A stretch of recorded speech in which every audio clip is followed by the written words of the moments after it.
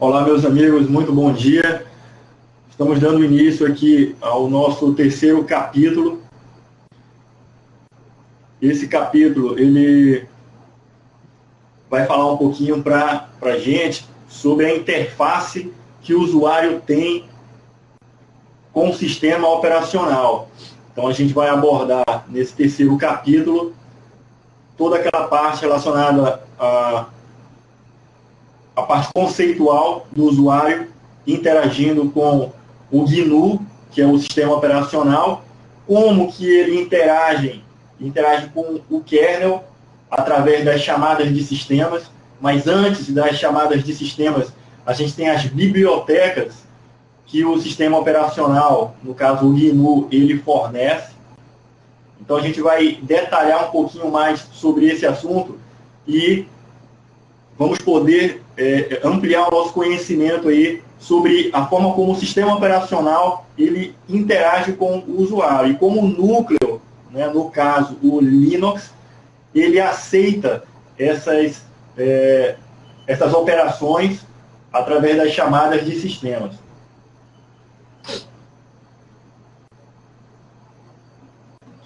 Então, pessoal, vamos falar um pouquinho sobre como é que é a estrutura de todo o sistema operacional, falando um pouco do kernel, do GNU, que é o sistema operacional, que implementa lá o kernel, que é o Linux, e como existe essa interação.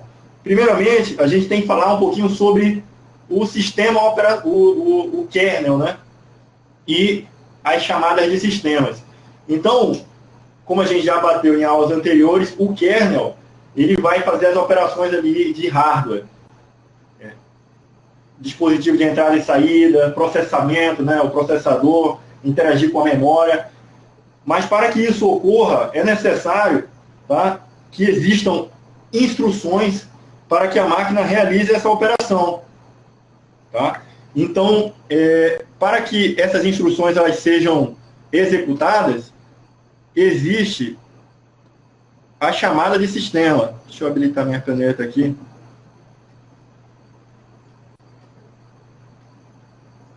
Existem as chamadas de sistema, pessoal.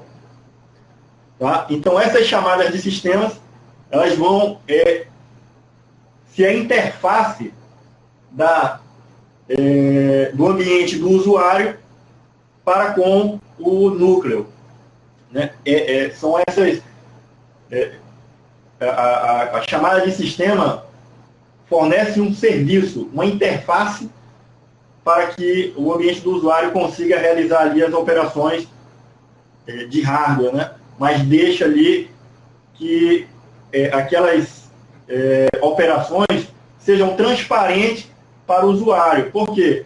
O kernel ele vai fornecer apenas os serviços, né, de realização de operação com o processador, com a memória, né, com o dispositivo de entrada e saída, fornecendo esse serviço através das chamadas de sistema.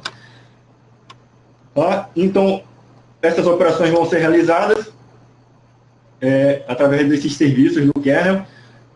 As chamadas de sistemas, pessoal, são APIs, né, que é o Application Programming Interface. Gravem esse nome aqui, porque ele pode ser exigido como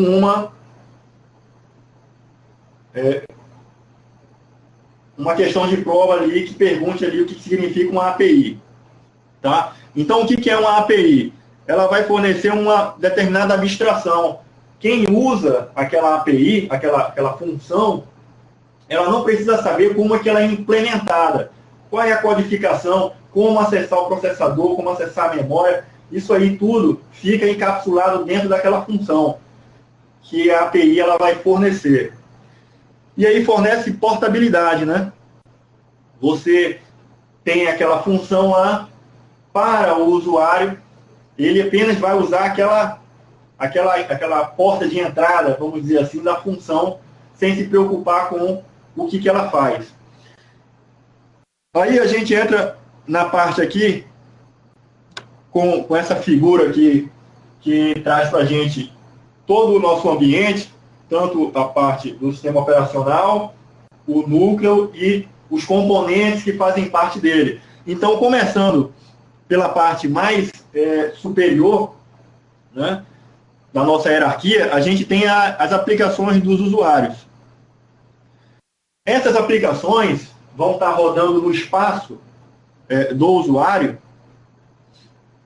Elas precisam interagir com o sistema operacional, que no caso é o GNU, através de outro tipo de APIs, né? Que vão encapsular algum tipo de comando ali para se chegar até a chamada de sistema. E essas APIs são fornecidas por bibliotecas, certo? As bibliotecas que são escritas em C. Tá? A mais famosa biblioteca do GNU é o GNU Library, né? C, que é uma biblioteca em C, tá? Que é o famoso glib. A gente vai detalhar sobre as bibliotecas, os comandos que o Linux, aliás, que o GNU, né? A gente está na parte superior ali, que é o GNU. Os comandos que o GNU fornecem para a gente conseguir acessar a chamada de sistema. Então, na parte do usuário, a gente tem, né, as aplicações, utilitários e as bibliotecas. E aí é que chega a nossa chamada de sistema, tá? Que vai interfacear o kernel. Essa chamada de sistema, ela fica dentro do espaço do kernel, e aí, como eu falei, só fornece uma interface. Debaixo dele tem o kernel e depois o hardware em si.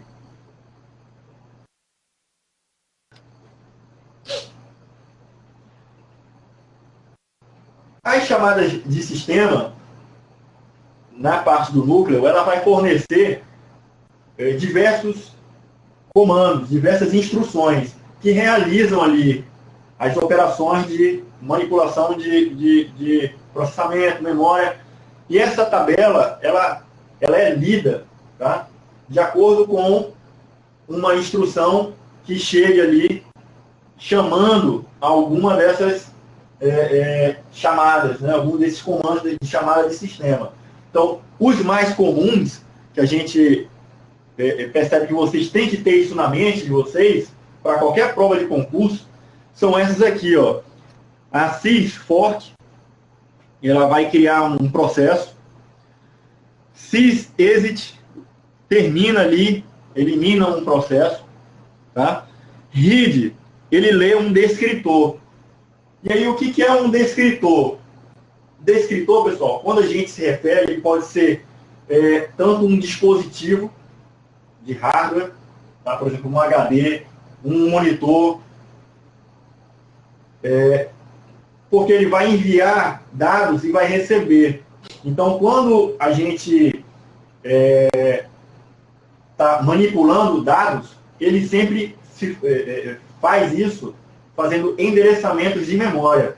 Por exemplo, quando o processador ele captura alguma instrução para ser executada, aquela instrução ela vai para um local na memória que tem um endereçamento. Aquele endereçamento ele deve ser lido em algum momento, ele deve ser gravado naquela posição. Então, as chamadas de sistemas devem dar esse suporte, tá? Tanto para ir buscar o dado lá na memória e jogar no processador, quanto para fazer o processo inverso. Então, quando a gente, por exemplo, vai acessar um HD, eu vou dar um comando, esse comando, vou fazer um simples exemplo aqui, um ls, que vai dar um list no diretório.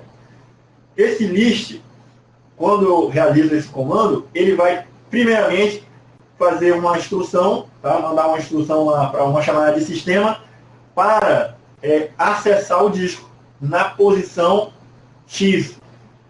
Mas, primeiramente, ele tem que saber o endereçamento daquela informação onde ele quer. Então, primeiro ele vai abrir o dispositivo, ele vai abrir o canal, depois ele vai fazer uma leitura daquela posição e vai pegar, capturar e vai trazer aquela informação. Para onde? Ele vai jogar onde? Ele vai jogar no monitor.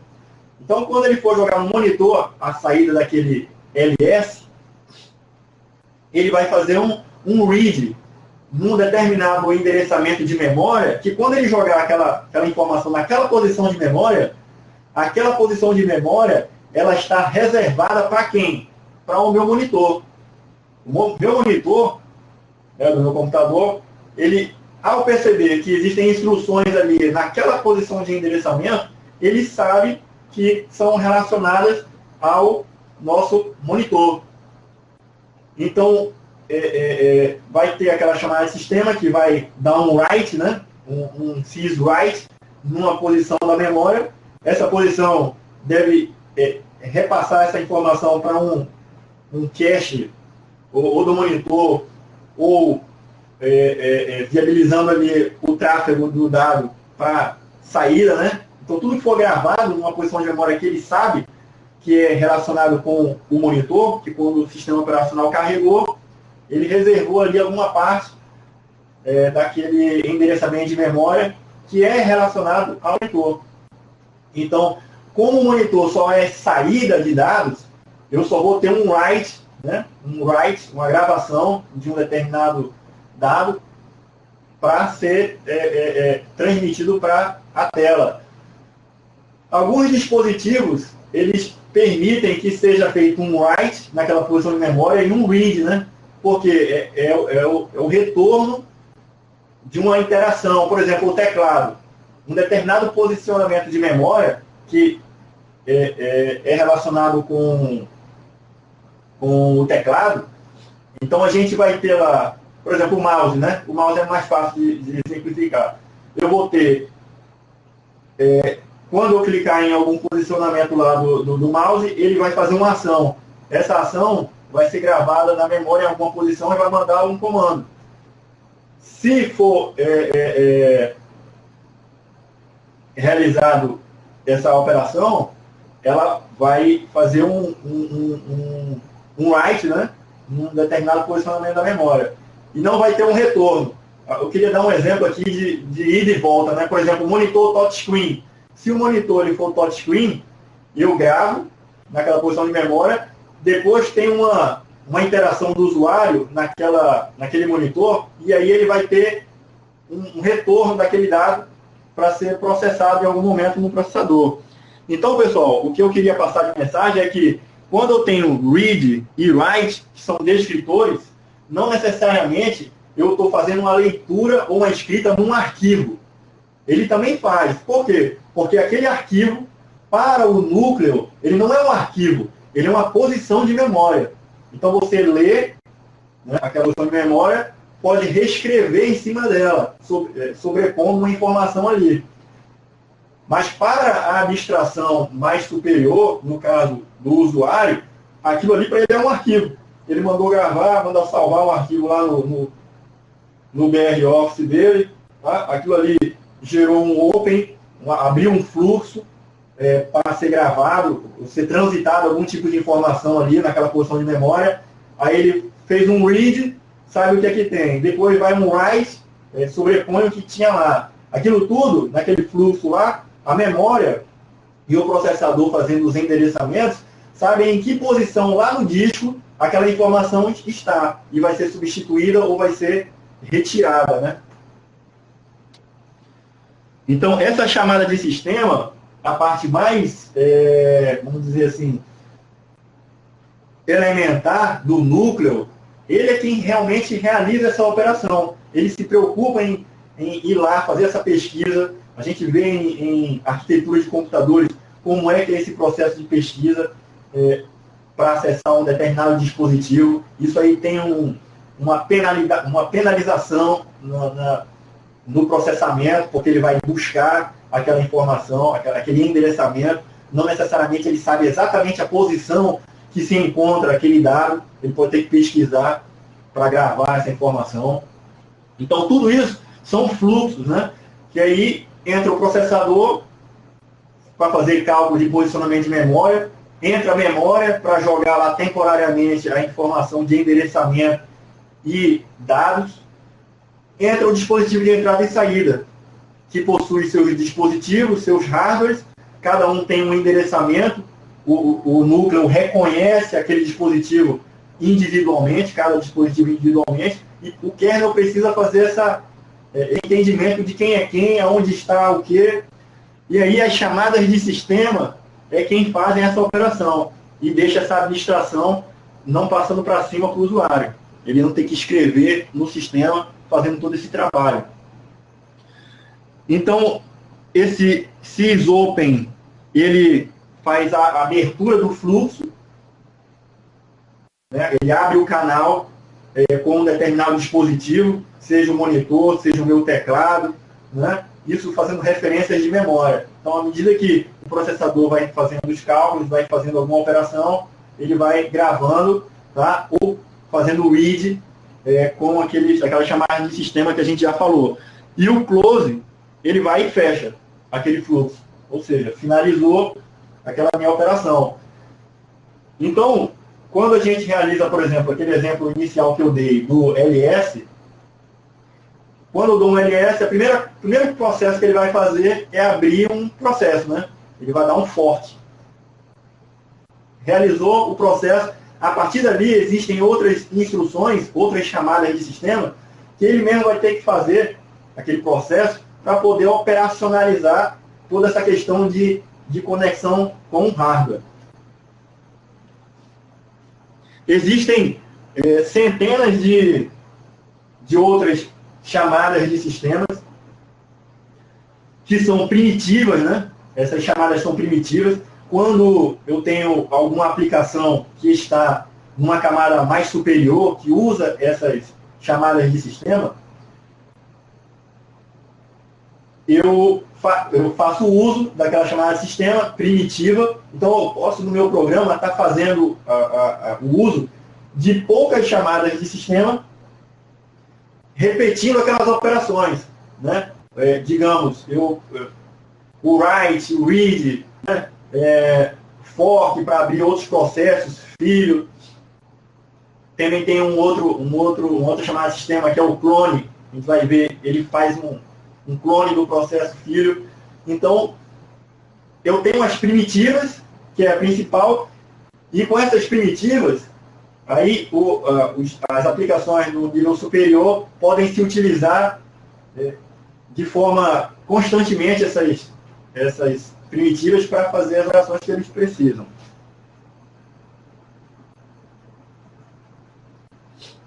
Outras chamadas de sistemas aqui, a gente já falou do fork, falamos do clone. O waitpid, ele vai aguardar um outro processo. Então, quando essa chamada de sistema ela é chamada, é porque alguma aplicação no nível de usuário, ela fez uma chamada de sistema que precisava colocar aquele processo inicial que estava em execução numa condição que ele aguarde a finalização de um outro. Então, por exemplo, eu iniciei um processo e não quero que ele termine antes de um outro. Ele tem que obrigatoriamente depender de outro. Aí eu vou usar esse waitpid.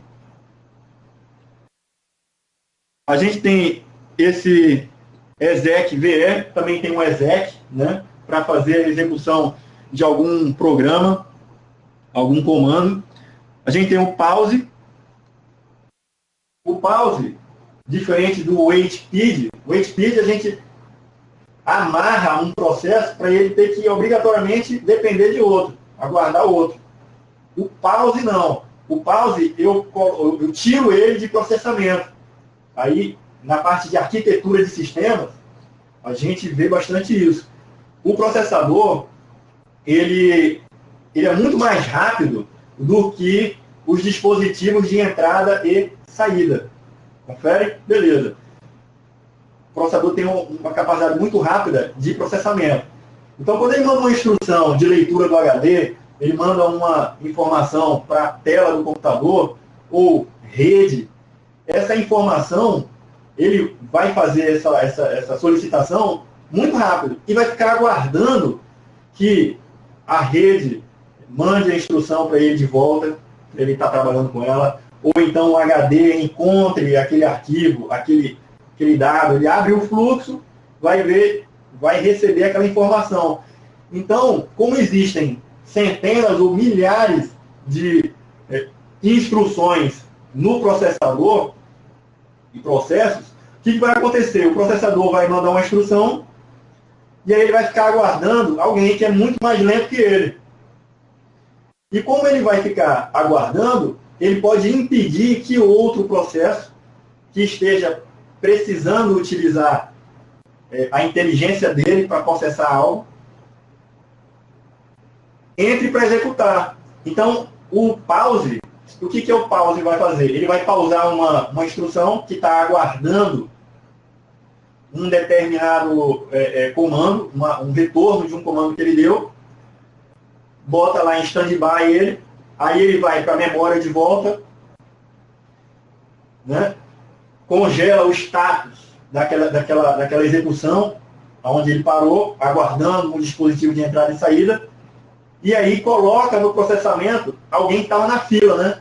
Porque quando a gente inicia um processo, o primeiro passo dele é ficar em stand-by. Então ele vai ficar lá aguardando, em wait, né? Vai ficar lá aguardando para entrar na fila de processamento. Aliás, a gente está na fila. E vai ficar aguardando. Então, no momento que tiver, o processador tiver condições de executar, ele traz e coloca em execução. Então, essa fila, o processador ele vai ter que fazer esse gerenciamento e dar uma garantia de melhor performance, não deixando com que aqueles processos que demoram muito fiquem lá sugando o processador, né? Sem estar fazendo nada, só aguardando um dispositivo de entrada e saída. Então, ele dá um pause. E depois que aquele processo, né, aquele dispositivo de entrada e saída já tem aquela informação que o processador precisava, mas ele colocou o processo em pause, aí ele recebe uma informação, que é uma interrupção, ele recebe do dispositivo que ele estava aguardando, ele recebe uma sinalização, um sinal, dizendo assim, olha, eu já tenho o que você quer. Eu estou te mandando um sinal de interrupção. Esse sinal de interrupção ele não é imediato, ele não vai interromper aquele processo novo que ele colocou em execução e pausou o outro, já interrompendo ele não. Ele vai botar aquele processo, já estava na fila, né, para voltar a executar. E aí ele recebeu a interrupção, ele já sabe que pode pegar aquele processo que ele botou em pause para execução novamente. Então a interrupção é isso. A gente bate essa informação bastante no curso de arquitetura. Aí o Luiz Cláudio falou do pipeline, entra também a questão do pipeline. O pipeline é justamente essa questão de gerenciamento dos processos, né? Eu poder fazer uma execução que é pseudo-paralela, não é paralela, porque o processador, na verdade, ele vai colocar um processo em pause, né? E é congelada aquela posição, né, do processamento, né, que está em aguardo de um dado, né, que ele solicitou lá no dispositivo de entrada e saída, colocou em pausa. Então ele vai e entra, bota um outro processo para estar rodando. Tá? Só que esse outro processo, ele vai ficar executando quando aquele que está em pausa e retornar, né, puder retornar a execução, ele vai retornar. Só que o pipeline, ele tem um conceito que é esse daí, só que ele divide o processo em estágios. São vários estágios. Então, a cada estágio desse, o processo pode pegar o processador e colocar o processo em stand-by. Porque num determinado processo que eu tenho, né, uma execução de uma instrução, tá, que o pipeline ele executa aquela instrução muito primária, então ele divide os estágios em alocar uma memória, tá, e buscar a instrução lá na memória, colocar aquela instrução para executar no processador, depois o processador vai pegar aquela instrução e gravar numa posição de memória, depois de calcular. Cada uma fase dessa é um estágio. Então ele pega todos esses estágios que são diferentes dentro de um processo, micro, né? Ele pega e classifica aquilo com a possibilidade de fazer esse switch, né? De pausar o processo para colocar outro para executar fases distintas daquele processo. Não sei se eu consegui ser claro aí sobre o pipeline. Então, é uma parte do sistema operacional que não entra muito a parte do pipeline, é mais arquitetura de computadores, mas aí vocês têm que estar com essa informação afiadinha, certo? Porque cai na prova de qualquer concurso aí sobre essa questão de pipeline. Tá? A gente tem aqui o kill. Luiz, eu consegui explicar um pouquinho sobre o pipeline aí? Tranquilo? Beleza? É bom aprofundar mais, porque o pipeline é simples, não é complicado não. Mas a mensagem que eu queria passar para vocês é essa. Dos processos precisam estar sendo executados no kernel através das chamadas de sistema.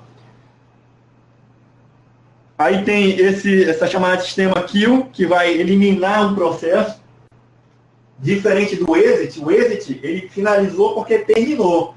Então, o processador mandou uma instrução, abriu um fluxo, recebeu um dado para processar na memória, enfim, no processador também.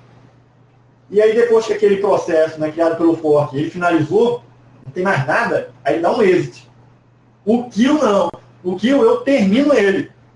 Independente se tem outros processos em execução, dependente daquele, porque eu posso ter um fork que iniciou um processo, depois ele tem outros filhos, processos filhos. Então, a partir desse momento, ele vai, aquele principal, que abriu todos os outros, ele só vai finalizar quando aqueles filhos terminarem. Né? Por quê? Porque em um dado momento, entrou lá uma instrução de wait PID, então ele vai ficar sempre amarrado, aguardando os filhos, né, finalizarem.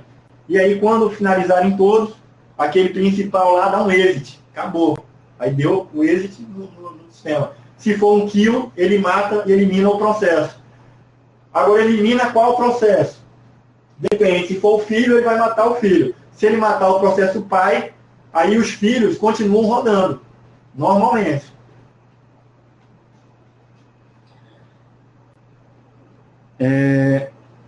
Fiz reboot, tá? E o closed. O closed, ele vai fechar um fluxo que eu abri. Eu abri um fluxo para ler uma determinada posição de memória ou gravar uma determinada posição de memória. Quando eu dou um close, é porque eu não preciso mais daquele fluxo.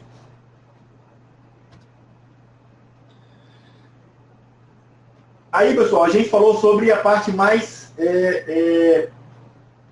elementar, a parte mais baixa da nossa interação ali no nível de kernel, que é o núcleo,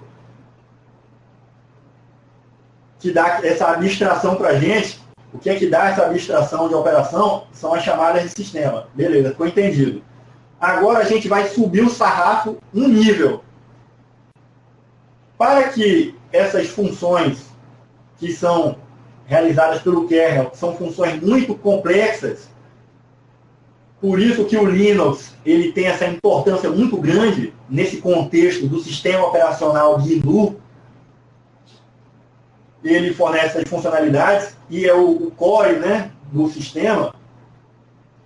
Ele vai fornecer, agora precisa de um nível superior, algumas APIs também, que vão fornecer essa interação com as chamadas de sistema. E são bibliotecas de comandos. Essas bibliotecas de comandos vão fornecer também comandos para o usuário ou para as aplicações, de forma que essas aplicações façam uso dessas bibliotecas de comandos, bibliotecas de funções, para que essas funções elas também realizem esse contato com as chamadas de sistemas. Você pode ter uma aplicação qualquer fazendo uma chamada de sistema diretamente a chamada de sistema. Você pode ter uma aplicação fazendo direto essa chamada. Só que foi criado um conjunto de bibliotecas que fornecem facilidades para que você não precise fazer a codificação na tua aplicação dessa chamada de sistema. Então, essas bibliotecas são em C, tá certo? E aí ela fornece um conjunto de funções para o sistema operacional, o GNU. Que aí vamos fazer essa realização da chamada de sistema. A biblioteca do GNU, do sistema operacional, é a glibc. Foi escrita em C para fins de projeto aí do GNU, do sistema operacional, e é ele quem as aplicações elas interagem. Existe também o GCC, tá? Que é uma outra biblioteca de comandos que interagem ali com a nossa chamada de sistema. Só que o GCC, ele é um compilador, né? Ele vai compilar um determinado programa que eu faço para que aquele programa ele faça uso das bibliotecas e acessem lá a minha chamada de sistema que eu estou fazendo menção, né? Então, a gente tem aqui, nesse exemplo, nessa figura aqui, a gente tem o kernel mais internamente, em vermelho. Então, no kernel a gente tem memória, tem a memória virtual, o processador, gerenciamento IPC. O que é o IPC? É o Interprocess Communication. Então, são comunicações interprocessos. Lembra daquele processo inicial, dado um fork, eu posso ter um clone dele, que vai realizar outros processos que estão ligados diretamente a ele. Só que eu preciso ter uma interação entre esses processos de forma que eles trabalhem em cooperação. Por quê? Porque ou um depende do outro, ou um depende da informação que o outro vai trazer e vai colocar numa determinada posição de memória. Porque quando eu divido eles em vários processos, ou em várias threads, eu consigo criar um paralelismo, né? Ou um pseudo-paralelismo. A gente vê isso em arquitetura, essas diferenças, né? Então, com esses processos, eu consigo fazer esse gerenciamento. Então, eu preciso ter essa comunicação entre esses processos. E o IPC, ele fornece isso. É uma funcionalidade do kernel.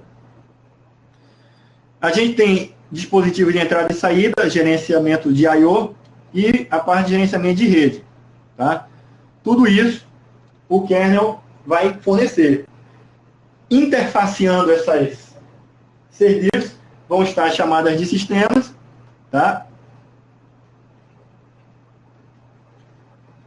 Na fronteira aí do núcleo.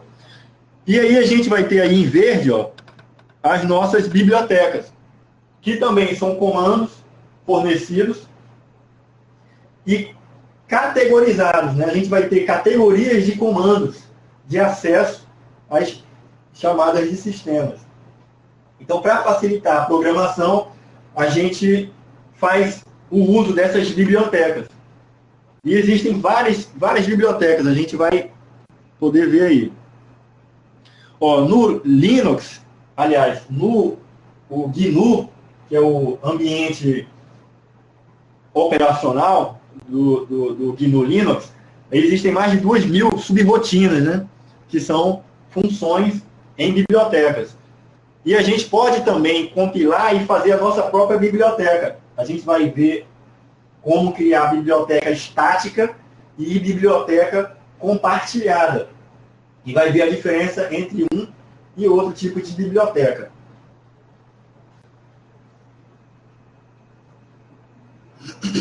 Aqui eu estou trazendo algumas das principais bibliotecas do C. A gente tem aqui o float, né, especifica características de ponto flutuante. Eu botei diversas funções, diversos objetos, né, que eu posso utilizar no meu programa para fazer algum tipo de operação. E isso ele vai abstrair como se comunicar com a minha chamada de sistema. Eu tenho aqui locale, dá informação, algumas funções de localização. Ele vai poder pegar do sistema operacional, do GNU, algumas informações a respeito de localização, moeda, linguagem, tudo isso do sistema operacional.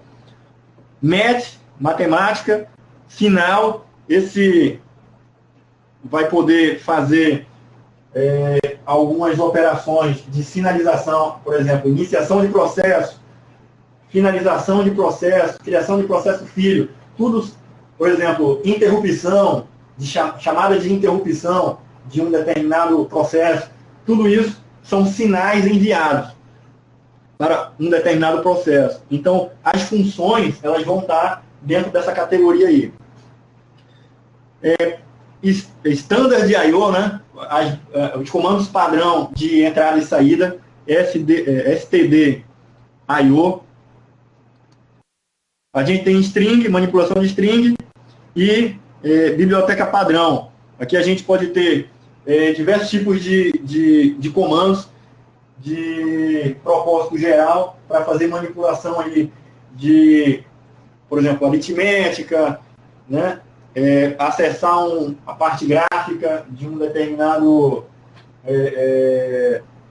uma instrução mexe com alguma parte gráfica, todas são guardadas dentro dessa categoria aí, que são as bibliotecas, né, de comandos que estão compartilhando aí algum tipo de instrução.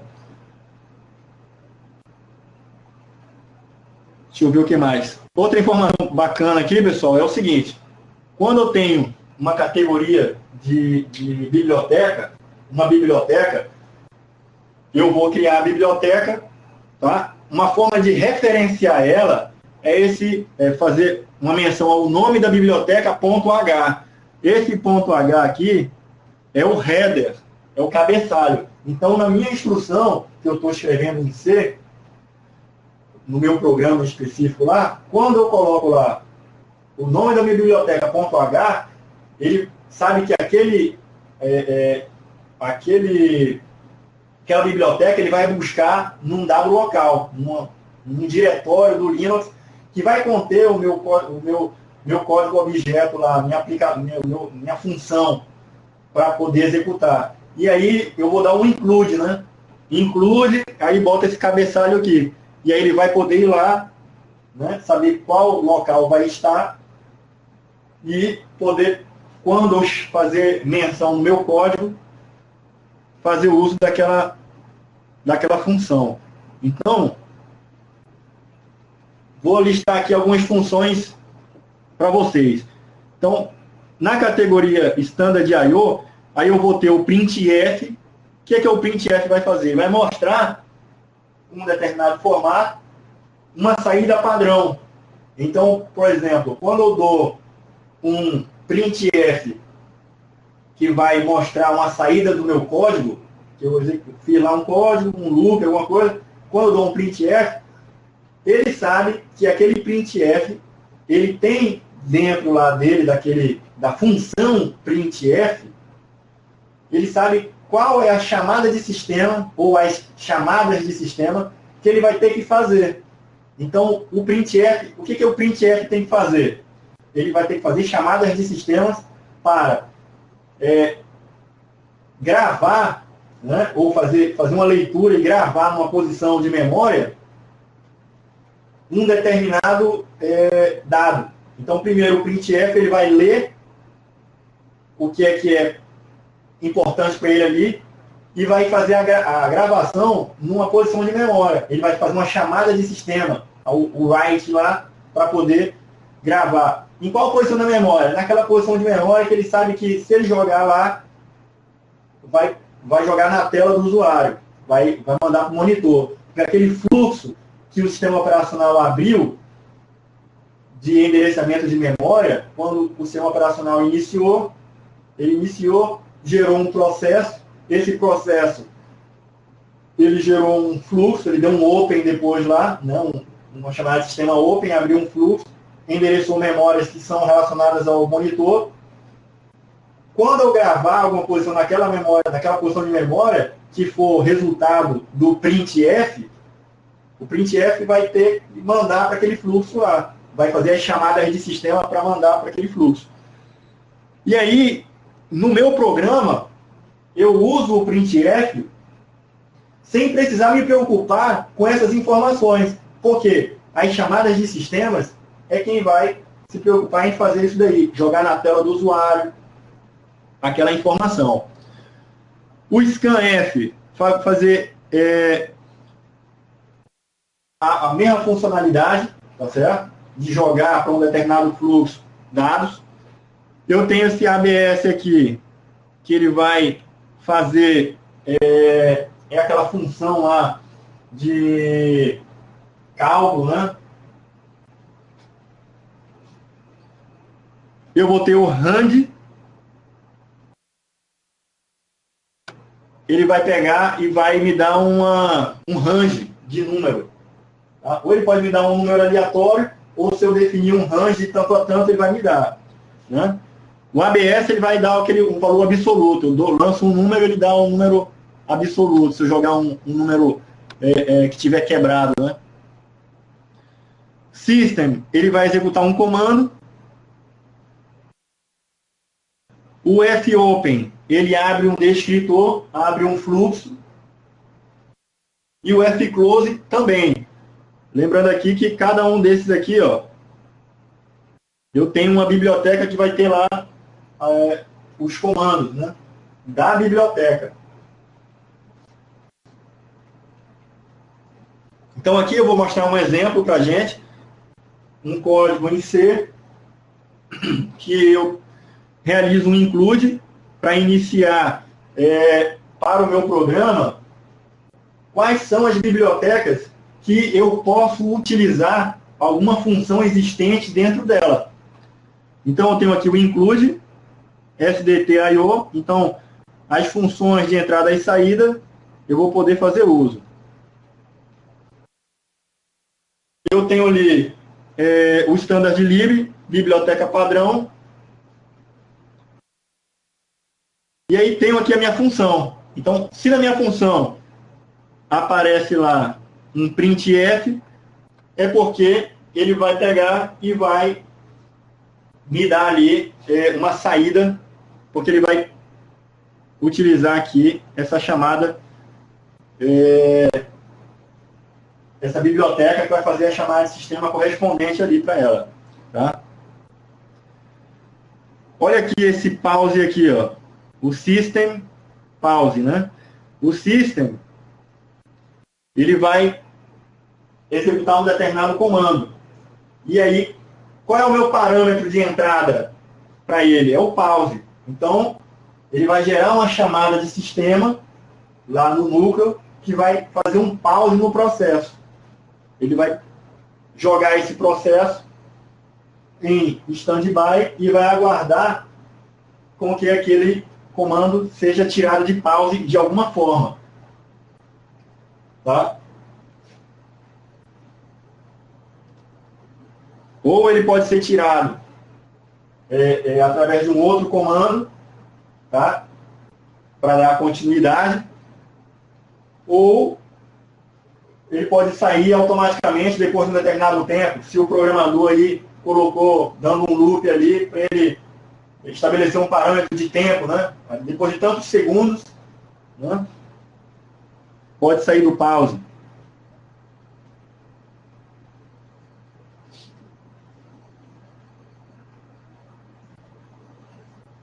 Ok.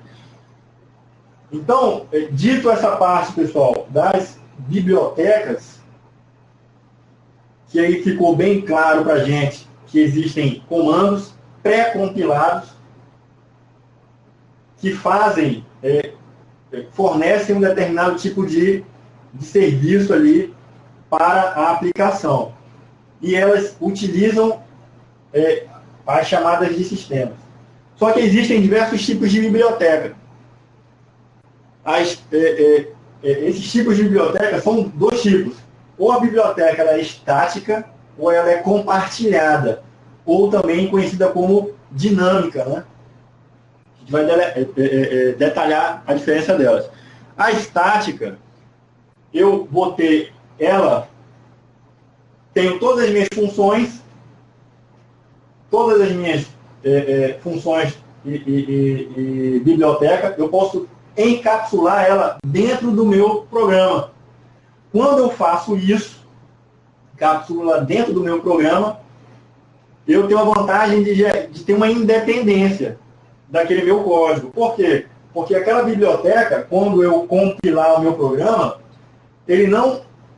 se eu levar ele para um outro sistema, um outro computador, aquela biblioteca vai estar lá. Ela foi compilada junto daquele meu programa.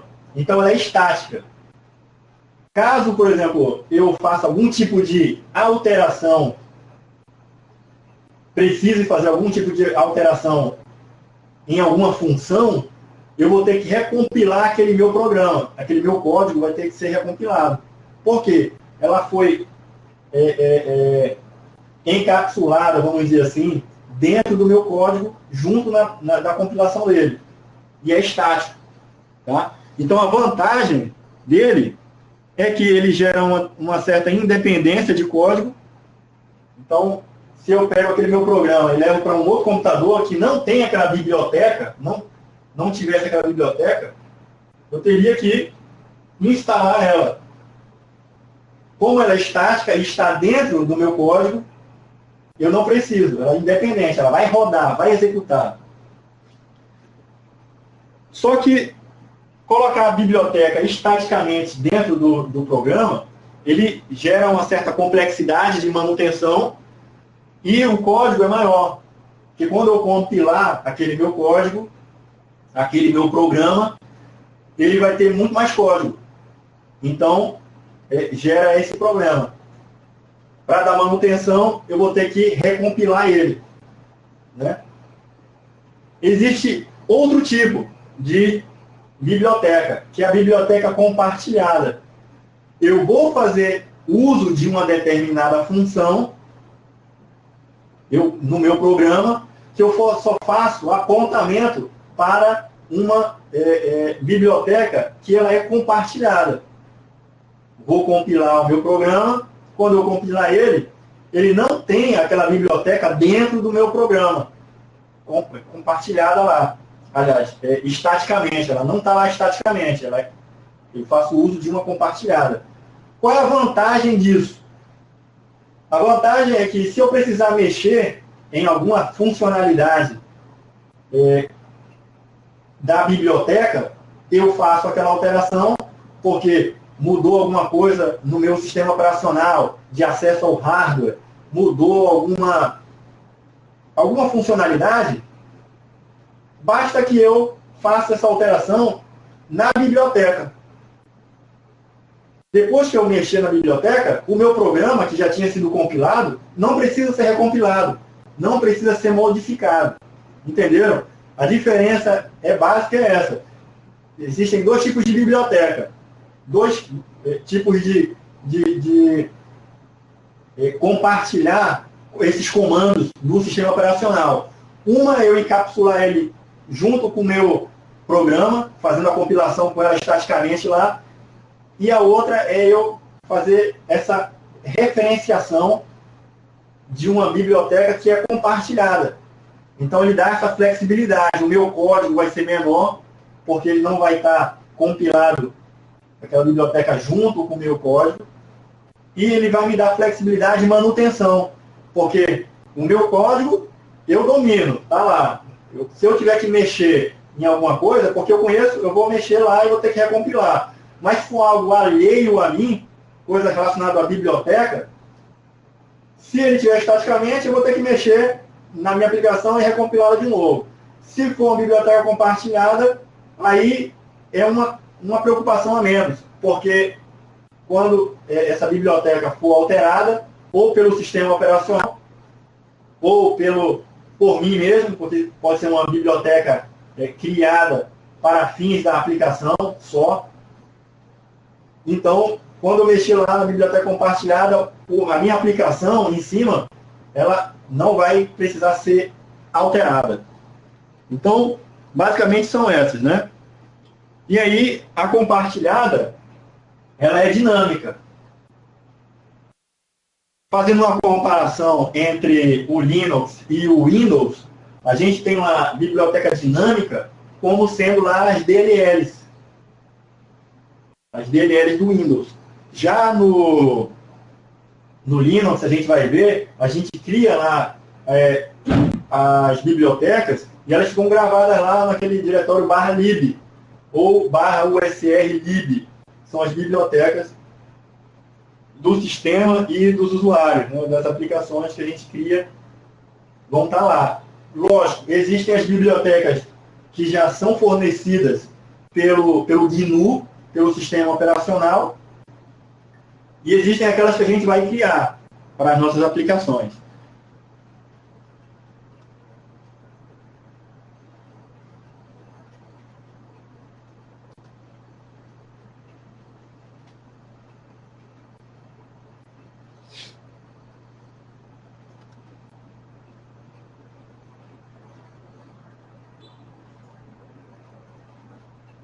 Então, vamos usar um exemplo aqui para a gente tentar consolidar esse conhecimento. A gente tem um nível mais superior, que é a interface, o ambiente do usuário, ok? E tem a área do kernel. No do usuário, quando eu coloco lá, dou um printf, pô, minha canetinha está falhando aqui, pessoal, um momento só.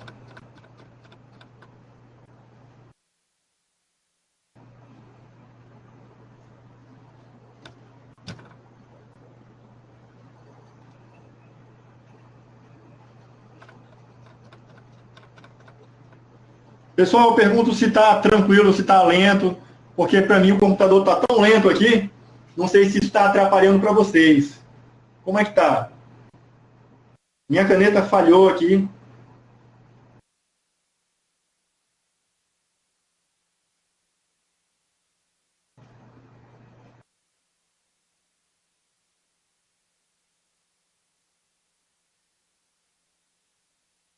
Ah, beleza, voltou a funcionar. Então, pessoal, o que acontece? Eu tenho aqui a aplicação. Quando eu dou um printf dentro da minha aplicação,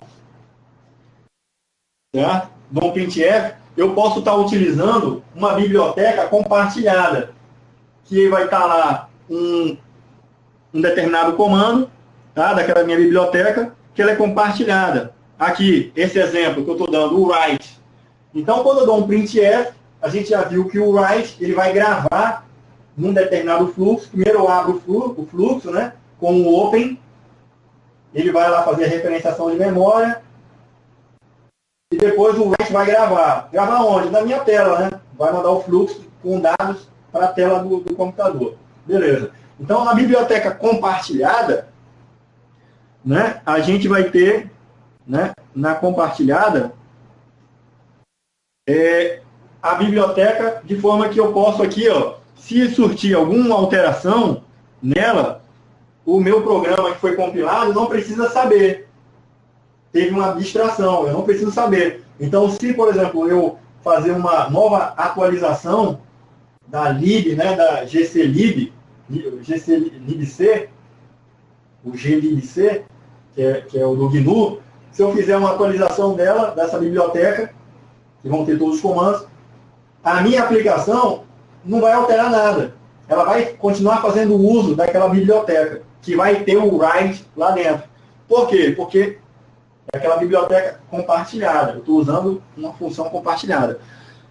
Se eu escrevo ou compilo uma determinada função ou biblioteca dentro da minha aplicação, que é esse outro exemplo aqui, que vai estar dentro da minha aplicação, e sendo ela estática, né? Então eu vou poder fazer ela estaticamente, eu torno ela independente.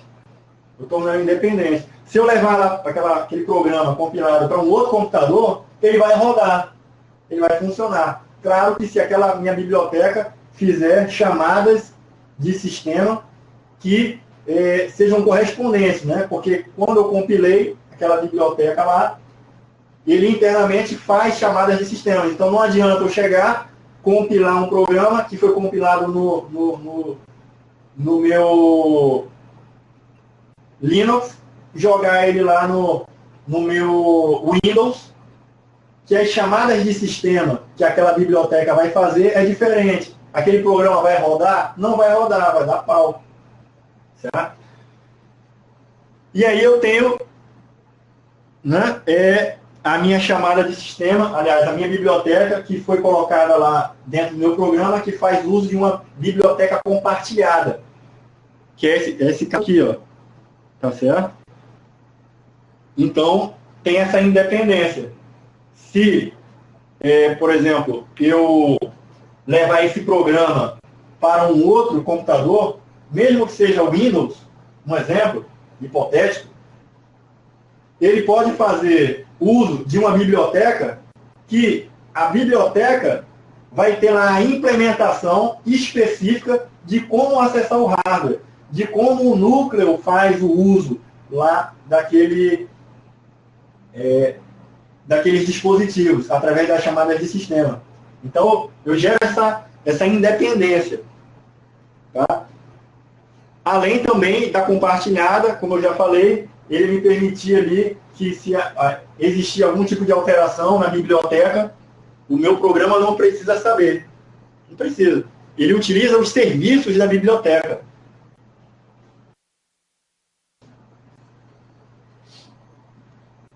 E aí, ó, nesse mesmo exemplo, né, eu tenho o nível 1 mais alto, que é o do usuário, eu tenho uma biblioteca, tá, no meio, interfaceando aí a interação com o núcleo, mas como? Fazendo as chamadas de sistema. Então, foi feita aqui uma chamada de sistema, syswrite, que o syswrite é quem vai, no núcleo, fazer essa operacionalização que está sendo requerida.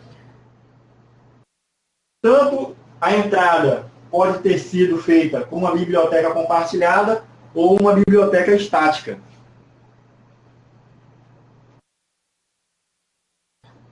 E aí a gente vai ver aqui quais são os principais comandos existentes nas bibliotecas. Aliás, para gerenciamento de biblioteca.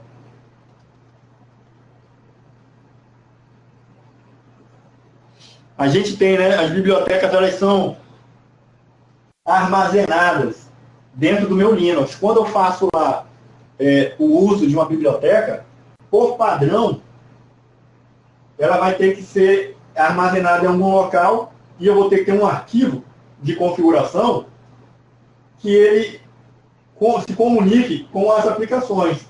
Porque as aplicações vão perguntar para elas, olha, aonde é que estão as bibliotecas compartilhadas? Aonde é que elas estão? Por padrão, convenção, pode ficar na lib/lib e o srlib. Ou o sr/local/lib.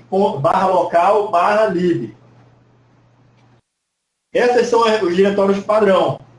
Caso eu precise fazer endereçar em um outro local, um outro diretório para armazenar bibliotecas, aí eu tenho lá no /etc, lembra que o etc é o diretório que eu tenho todos os arquivos de configuração. Então, para esse subsistema que gerencia bibliotecas, eu tenho lá um arquivo .conf que vai dizer para lá, olha, o arquivo, os diretórios que tem biblioteca são esses. O diretório que guarda o cache é esse. Eu vou ter lá esse arquivo, que é o /etc, tá certo? Aí eu vou ter lá o lib.conf, tá?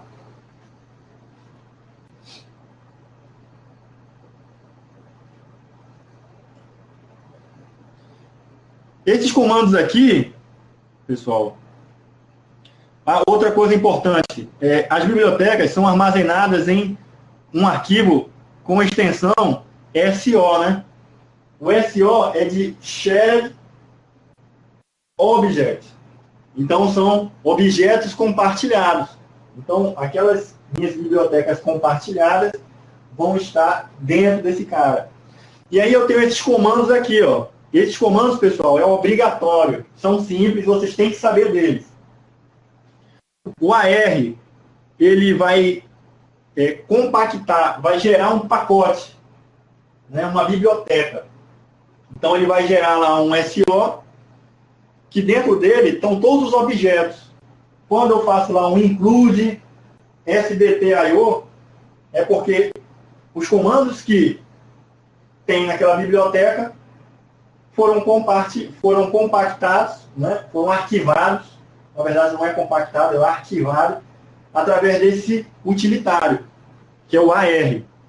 Ele vai fazer a criação e manipulação de bibliotecas. Ele gera um pacotezinho. Eu tenho o LD, esse aqui é muito importante, ele vai fazer as ligações entre as bibliotecas. Então eu posso ter biblioteca que faz uso de outra. Então essa ligação que é dinâmica, essa biblioteca que é compartilhada para outras, tem uma ligação. E ela é feita através desse comando aqui, LD, o linked, né? É o ligador do GNU. A gente tem o LDD, ele vai listar todas as bibliotecas compartilhadas de um dado programa. Então, eu tenho um determinado programa, objeto, e eu preciso saber quais são as bibliotecas que esse cara se liga, ou que ele depende. Então, eu vou utilizar esse LDD aqui. O outro comando é esse aqui, ó. O ldconf, ele vai fazer ele pode ser usado para tanto listar a configuração ou manipular a cache, né, o arquivo de configuração das nossas bibliotecas. É aquilo que eu falei para vocês. Aonde estão os diretórios com as bibliotecas? Aonde estão o arquivo de cache da minha biblioteca?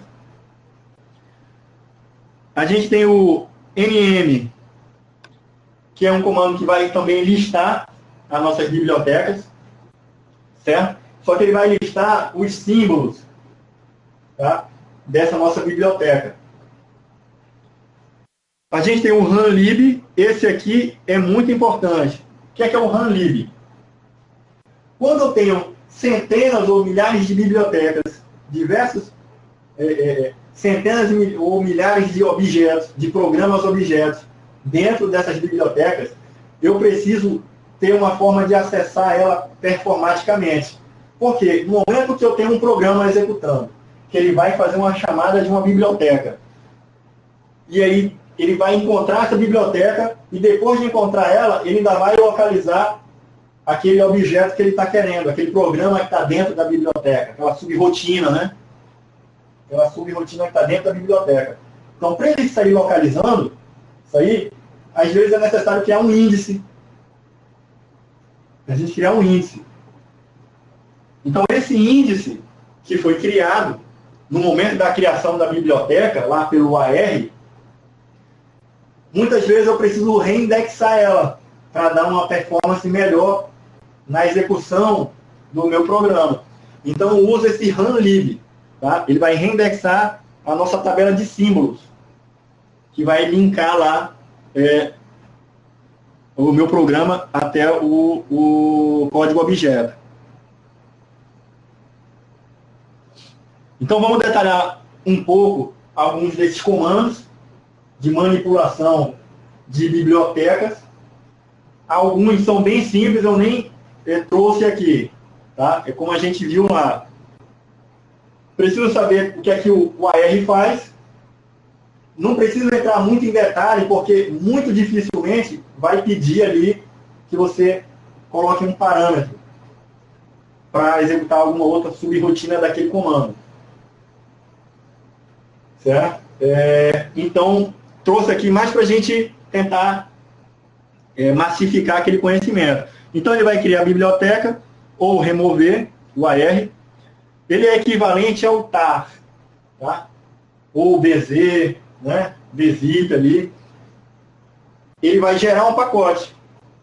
Dentro dele vão estar todos os objetos. Porém, esse pacote é somente o código objeto, né? Não é um arquivo qualquer. Eu não posso jogar um arquivo qualquer lá dentro, porque não vai ter funcionalidade nenhuma.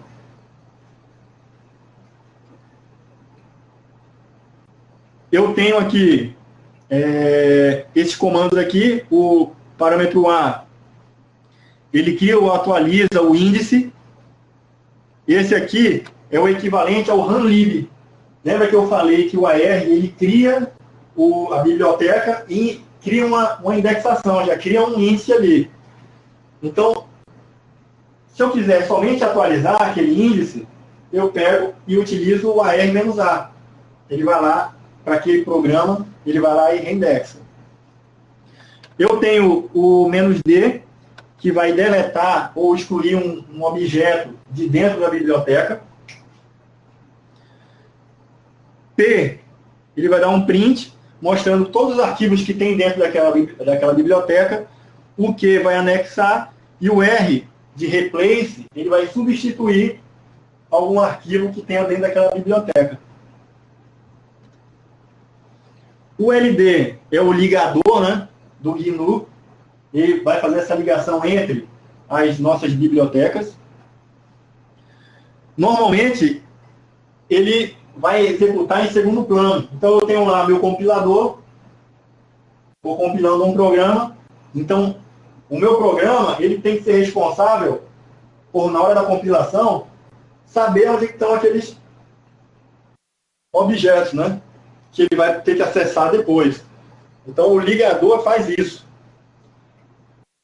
Eu tenho aqui esses dois parâmetros. Ele não é um programa que tem muitas opções que a gente possa... Ele tem muitas opções de programa, mas a gente não precisa se preocupar, porque muitas vezes você não vai executar esse comando manualmente. O próprio compilador é quem vai se preocupar em fazer essas ligações. Eventualmente, você pode fazer. E se o avaliador perguntar numa prova, aí você vai e sabe que esses dois comandos são os principais. Ó. Ele vai exibir o M, o mapa das ligações, e também tem o shared, que é para você criar o link, né, com a tabela, com o objeto compartilhado. E aí, entra a parte importante, que é o ld-config. A gente já percebeu que, na maioria dos comandos, isso não é regra, mas é a maioria, quando eu vejo esse config junto com um determinado comando, é porque ele realiza alguma configuração, alguma manipulação relacionada ao contexto daquele programa. Ou para definir diretórios, arquivos, parâmetros de funcionamento de uma determinada função, informações do log, aonde é que são gerados os logs, ou o cache. Então, são arquivos de configuração. Então, o ld-config, ele vai fazer o quê? Ele vai fazer uma atualização da biblioteca em relação à sua cache. Então, primeiro eu tenho que saber quais são os diretórios que ele utiliza, né, que tem as bibliotecas padrão, ou aquelas bibliotecas que a gente adicionou no sistema, manualmente, ali, criando para os nossos programas. Então, o ld-config, ele é importante para isso. Tá? Então, quando um projeto estiver em execução, ele vai consultar essas bibliotecas. E para ele consultar a biblioteca, ele tem que conhecer o caminho para chegar até elas. Então, existe um comando, um arquivo lá no etc, que é o etc ld.so.conf. Esse arquivo, ele é responsável por gravar lá essas entradas aqui. Ó. Quem que são os diretórios padrão para se encontrar bibliotecas. Eu posso ter outro diretório que se encontre bibliotecas? Posso. Eu vou ter que editar esse arquivo /etc/ld.so.conf e dentro dele definir lá quais são os meus diretórios que podem ser pesquisados atrás de bibliotecas. Só que somente definir esses diretórios não garante uma boa performance. Ele vai lá, se tiverem centenas de objetos dentro de uma... Podem ter centenas de bibliotecas. E também dentro dessas bibliotecas podem ter milhares de objetos.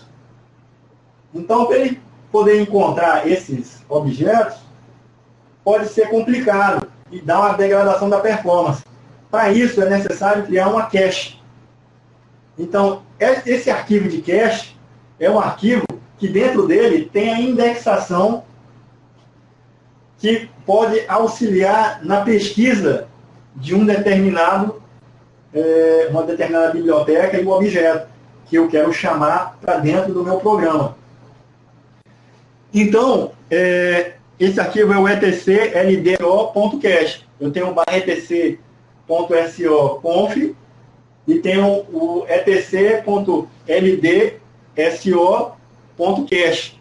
Esse cara, cache, como eu falei, vai guardar a cache das bibliotecas. Vai ser o elemento principal de acesso dos programas, para serem direcionados e encontrar uma biblioteca. Quando esse cara, vamos supor, no meu sistema Linux, eu vou lá e adicionei uma nova biblioteca. Fui lá, usei o AR, usei o LD para criar uma ligação, né? Fiz a biblioteca, linkei, beleza. Vou acessar o meu programa lá, pum, deu erro. Pum, deu erro. Pode ser que o cache não esteja atualizado ou indexado com aquela minha biblioteca. Então, eu preciso utilizar o ldconf, além de colocar lá aquele meu endereço de biblioteca nova, tá? Além disso, eu posso ter que atualizar o cache. E o cache eu vou atualizar usando esse ldconfig. O ldconfig ele vai atualizar o cache. Ele vai pegar, vai ler o que tem lá no /etc/ld.so.conf, vai ver os diretórios possíveis e vai colocar lá no meu cache. Beleza. Ah, mas o cache está lá a informação, mas eu estou executando o meu programa, ou ele dá timeout, ou ele não encontrou ainda o meu programa.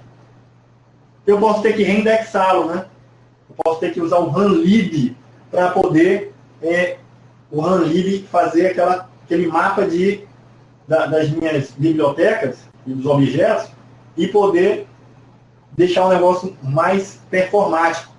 E aí são essas duas diferenças entre o ldconfig e o runlib.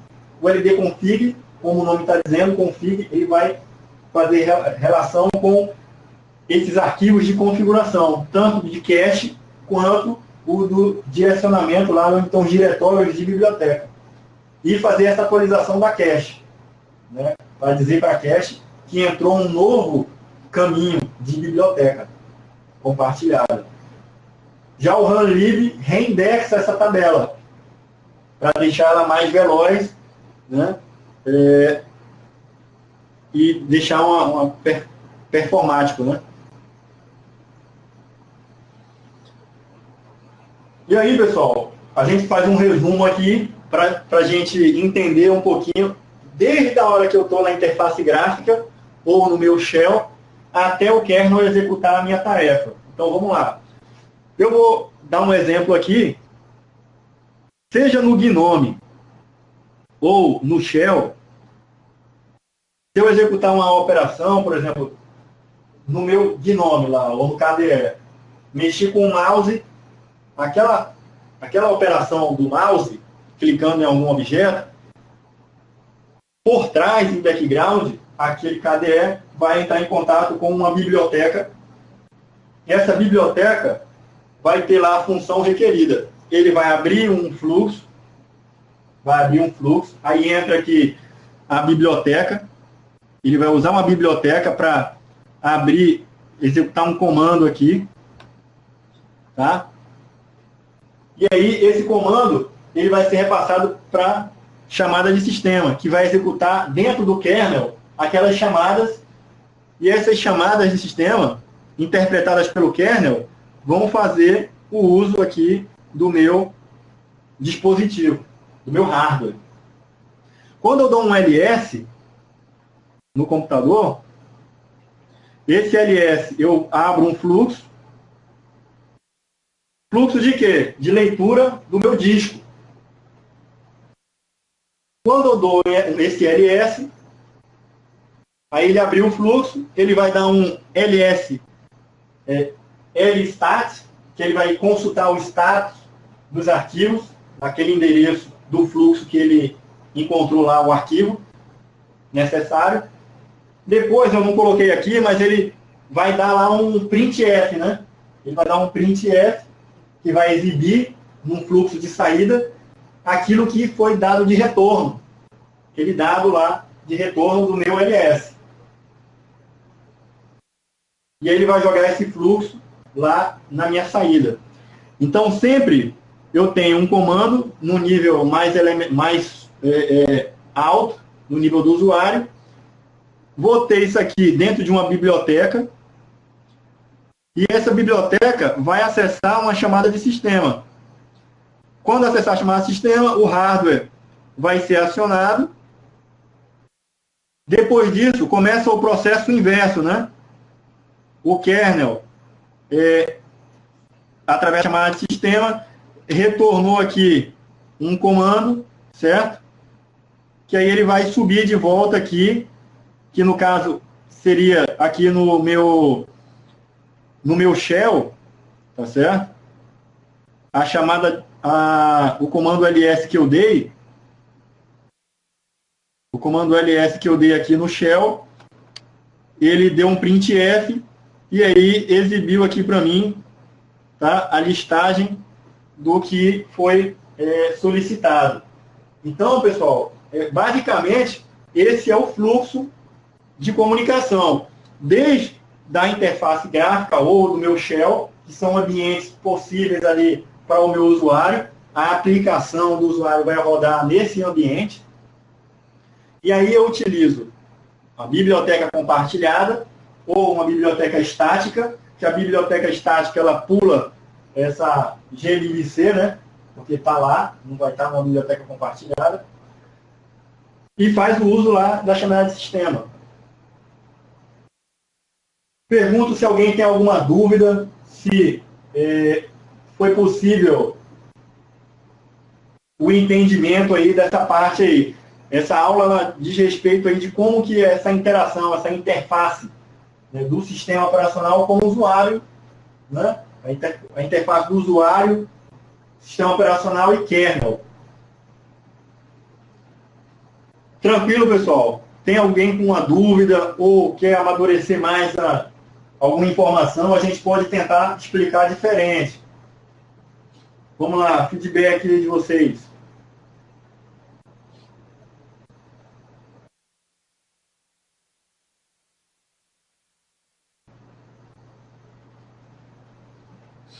Posso dar continuidade?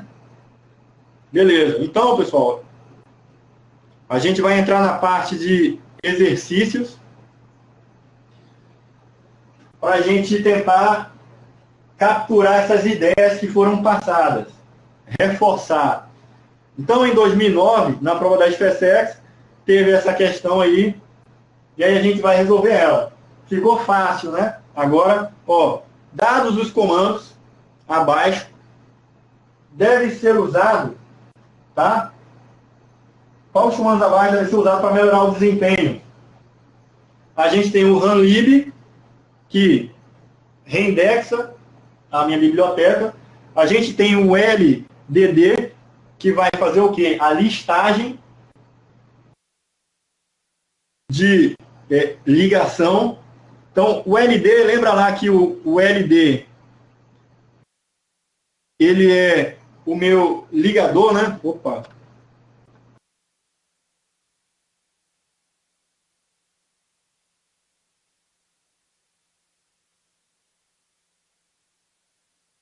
Então, o LD, a gente viu, é o meu programa ligador. E o LDD, ele vai listar, tá, essas ligações. Tá? Por isso que é o LDD. Existe uma hierarquia. Não sei se vocês repararam, se eu voltar lá, ó, dos comandos, para ficar mais fácil o entendimento, ó, eu vou voltar aqui. Então, eu tenho uma R, que compacta lá, cria o pacote. Eu tenho o LD, que é o primeiro comando, que cria a ligação. Eu tenho o LDD, que é o LD, né, mais o dependência. Esse D no final é de dependências. Então, ele vai me dizer todas as ligações que aquele programa tem dependência. Tá? Então, é o ligador de dependência, né? As dependências do ligador. Por isso é LDD. E aí eu tenho o LD config, que aí entra naquela parte lá de saber qual que é o diretório ou o cache, ou atualizar essa cache das minhas ligações. Os outros comandos não começam com LD, né? Mas é fácil. O AR, eu posso fazer relação para lembrar, né, do TAR. Né? O meu computador aqui está lento, e aí minha caneta não está funcionando legal. Tá? Então, fazendo uma correlação com o TAR,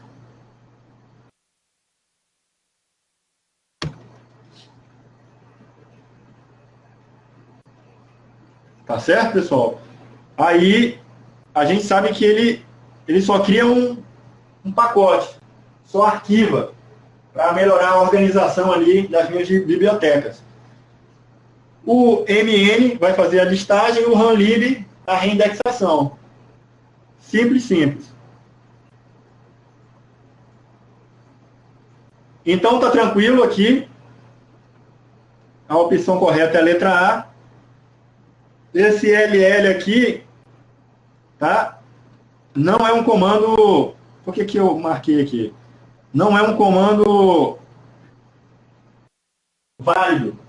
Não quer dizer nada. O avaliador só jogou aí para você ficar na dúvida, né?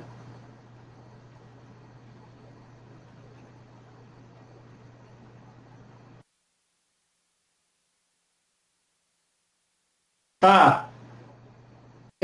Tá com esse delay aí, Wellington. E é muito?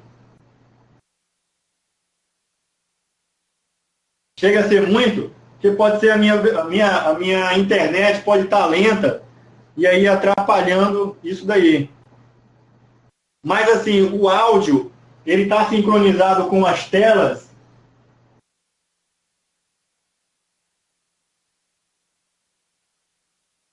O áudio está sincronizado com as telas? Beleza. Menos mal, né? Menos mal. Então, pessoal, vamos para essa questão aqui da USP. Beleza, vou tentar verificar aí essa questão. Pode ser a minha internet. Vou rever aí.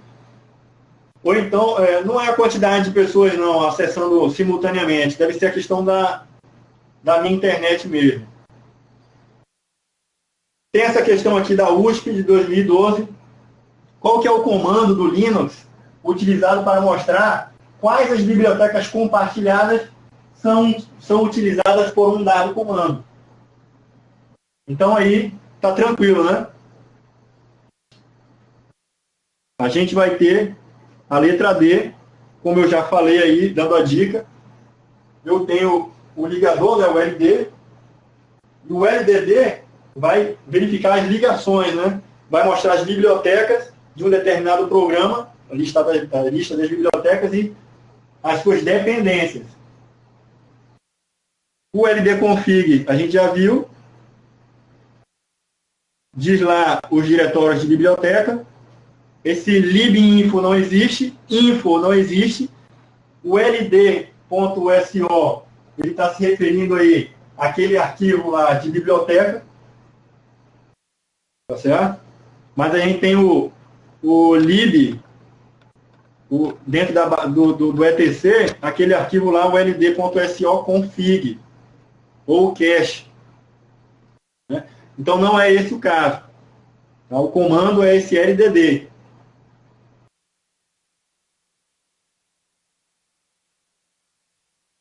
Tem esse outro comando aqui, outra questão do Banco da Amazônia de 2012. As bibliotecas compartilhadas encontradas no sistema operacional Linux são equivalentes às bibliotecas dinâmicas empregadas no sistema operacional Windows em todos os seus aspectos. Aí a pergunta lançada pergunta se as bibliotecas compartilhadas são a mesma coisa que bibliotecas dinâmicas. Isso aí tá legal, né? Só que ele quer comparar com o Windows. Conceitualmente, as bibliotecas compartilhadas são iguais às dinâmicas? São. Por quê?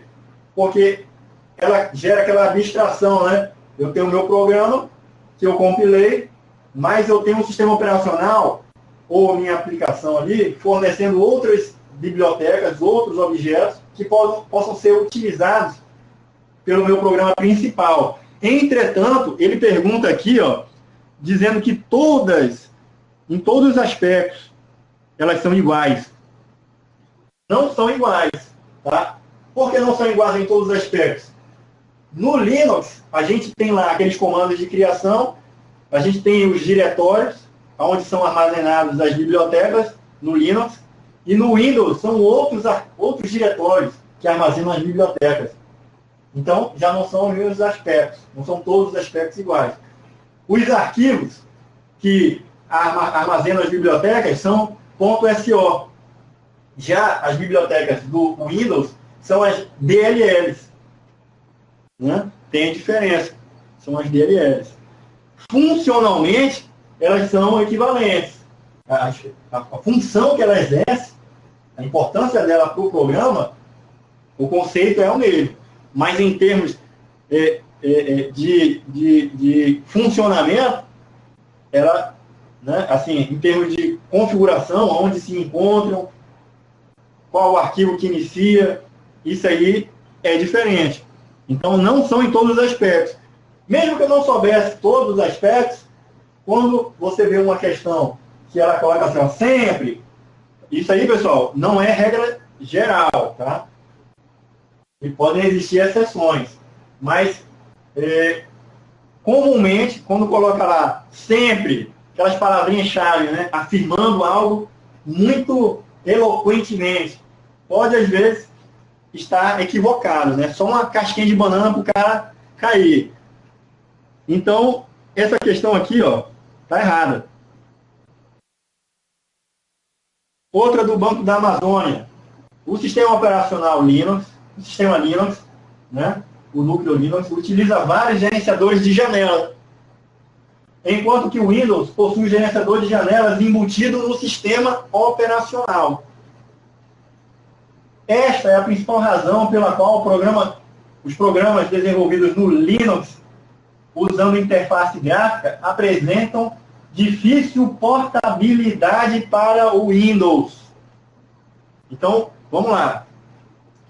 Vamos grifando aqui. O sistema, olha aí, o Cláudio acha que é errado. Vamos entender por quê. E está certo. Vamos lá.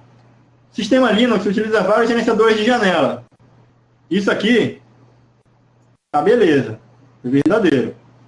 Enquanto o Windows possui seus gerenciadores de janelas embutidos no sistema operacional. Então, a gente tem lá, tá, o Windows fornecendo essas janelas no sistema operacional. Beleza. Ok? Então, tem lá. Essa é a principal razão pela qual programas são desenvolvidos em Linux, usando interface gráfica, apresentam dificuldade de portabilidade para o Windows. Nada a ver, pessoal. Por que é falso? A gente já falou sobre as bibliotecas. O sistema operacional Linux, desculpa, o sistema operacional GNU fornece as bibliotecas C. Ok? Então, essas bibliotecas fornecem comandos. As janelas vão se utilizar dessas bibliotecas para realizar alguma operação fazendo chamadas de sistema. Se eu pegar algum programa que foi feito no meu sistema operacional GNU e levar para o Windows, por que não vai funcionar? Porque as bibliotecas utilizadas são outras. São outras. O Windows vai ter lá as suas bibliotecas com nomenclaturas diferentes. Lá as DLLs diferentes. Possuem conceitos iguais de compartilhamento, bibliotecas estáticas, bibliotecas compartilhadas e tudo mais, mas essa portabilidade, ela não se dá por conta, se eu tenho um programa que é gráfico no Linux, eu posso levar ele lá para o Windows e vai funcionar. Por que não funciona? Por causa das bibliotecas que são diferentes. Mas a gente vai construir um programa que vai utilizar bibliotecas que são idênticas, tanto no Linux quanto no Windows. Tá? Vai funcionar? Pode funcionar. Vai ter portabilidade? Vai ter portabilidade. Desde que essas bibliotecas elas façam chamadas as chamadas de sistemas que entendam que quando ele estiver no Linux, as chamadas de sistemas que a biblioteca terá que fazer serão aquelas bibliotecas que são do glib-C, né? Das bibliotecas do GNU. E quando forem no Windows, elas vão fazer uso lá daquelas bibliotecas da DLL. Mas isso tudo é uma abstração que depende das minhas bibliotecas. Ou estando elas compartilhadas ou estaticamente no programa. Esse conceito que ele fala aqui, tá? Que ele fala do gerenciador ser embutido no sistema operacional, tá certo? Das janelas do Windows, não é o que garante a portabilidade. Então, sistemas Linux utilizam várias janelas. Beleza. Enquanto o Windows possui seu gerenciador de janelas embutido no sistema operacional. Mas o Linux também possui o gerenciador de janelas, sendo o sistema operacional GNU fornecendo essas bibliotecas, esse subsistema de KDE, ou GNOME, KDM, tudo utilizam bibliotecas compartilhadas, tá certo? E ele fala que, por conta do sistema operacional do Windows embutir lá as bibliotecas dele, no sistema operacional, esse é o motivo pelo qual tem lá essa falta, essa dificuldade de portabilidade, mas não é esse o motivo. O motivo são as bibliotecas. Ok? Então, essa questão aqui, ela está errada. Outra questão aqui, essa da ANP, 2012 também. No gerenciamento de memória, caso um programa seja inicializado 2 vezes, o sistema operacional pode compartilhar todas as suas páginas de texto, mantendo somente uma cópia na memória. Esse recurso mantém páginas de texto apenas para leitura e permite que os processos façam modificações nas páginas de dados. Esses procedimentos para a modificação dos dados compartilhados denominam-se bibliotecas compartilhadas. Pessoal, essa questão aqui é inteligentíssima. Ela te pergunta sobre o conceito de de biblioteca compartilhada. Aí é sistema operacional puro, a parte do Linux, tá? E também sobre arquitetura de computadores, sobre gerenciamento de memórias. Ele brincou com esses conceitos. E até parece, né? Vamos analisar a questão aqui e vocês vão ter um entendimento melhor da questão de bibliotecas.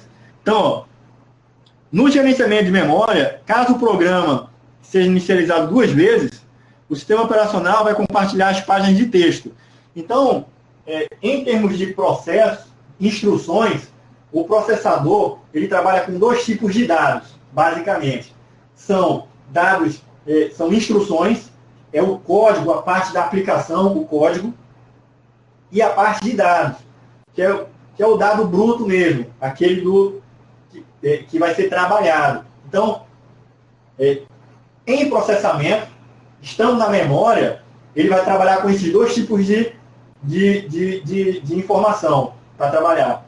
Ele vai lá, busca a instrução, lê a instrução, o processador, e aí aquela instrução é para fazer o quê? É para gravar em tal posição de memória, é para fazer um cálculo, é para voltar com o dado para a memória. Ele tem a instrução para isso.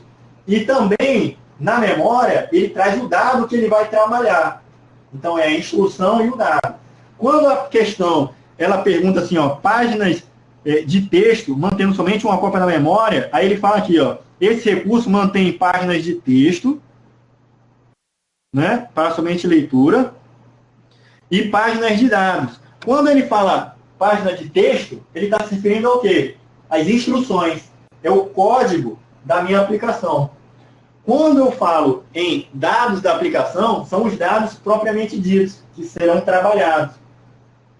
Tá? E aí ele fala aqui, ó, esse procedimento para modificação dos dados compartilhados denominam-se bibliotecas compartilhadas, porque o que acontece? Se eu executei 2 programas, aliás, o mesmo programa 2 vezes, ele vai jogar na memória, ele vai pegar a instrução e vai jogar na memória. Beleza.